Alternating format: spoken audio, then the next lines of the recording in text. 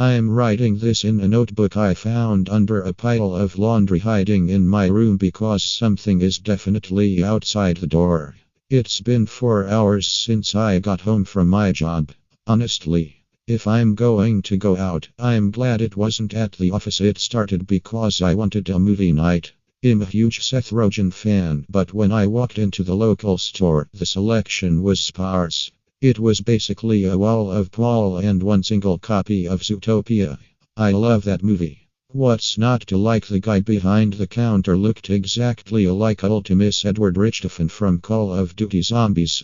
Same face, same guy. I want to buy this, I said, putting Zootopia on the counter. He stared at the disc, speaking with a heavy German accent that felt like it belonged in 1945. Nein. We cannot take the payment for that. You do not want the free movie. Dummkopf. I'm a stubborn guy. I offered him $20 for the used disc. His eyes widened, and suddenly, he wasn't just a cashier, he was a salesman. He snatched the cash, reached under the counter, and lugged an Xbox 360 onto the desk. Here, he hissed. Take the Xbox dev kit too. Free. Just don't come back a dev kit. Those things are worth thousands to collectors.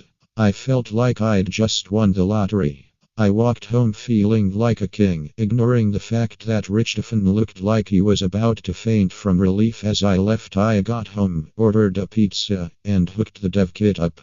When the disc started, the Disney intro played, but the castle was a dull shade of gray. The movie started normally, but it was off.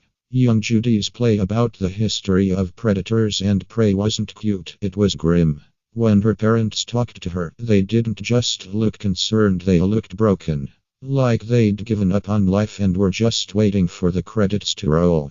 The movie jumped ahead. Judy graduated the academy and went to Zootopia. But the city wasn't bright. It looked like Detroit on a Tuesday. The scenes played out the hustle with Nick, the jumbo pup, the scene with Mr. Big, but every time Nick and Judy interacted, there was this lingering, uncomfortable tension. Chief Bogo fired Judy in the rain, but Nick's defense of her was darker. He didn't just argue, he threatened Bogo. I know where you live, Bogo, Nick whispered. It was hilarious but deeply unsettling. Then came the interview scene. Judy's speech about biological urges caused a riot on screen. The news anchors started fighting each other in the background. Nick turned to Judy, his eyes turning red. You're afraid of me? He asked. Judy didn't just reach for her spray, she actually used it. It wasn't just repellent, it looked like acid. Nick screamed, clutching his face as his fur melted. It was 100% too much, but the sound effect they used was clearly a recycled car horn. I didn't know whether to scream or laugh. Judy went home to her farm, sad. She met Gideon again, who apologized for the trauma. They figured out the Night Howler's secret, and Judy rushed back to Zootopia to find Nick. They reunited, but Nick didn't forgive her. He just stared. Then came the finale. Bellwether appeared and shot Nick with the serum. Usually, this is where the fake out happens.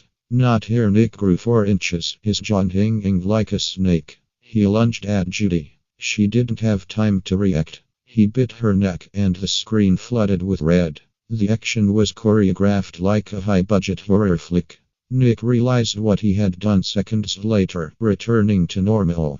He cradled her, sobbing, actually confessing his love, but then he looked at Bellwether. He went monstrous again and attacked her. The screen cut to black. It kicked me out to the Xbox dashboard. I kept trying to play the movie, but it said it couldn't read the disc. Suddenly, there was a knock on my door. I looked through my door, nobody. I opened my door and found a note written in red. Do not see what I did, or I will come to kill you. I destroyed the disc immediately.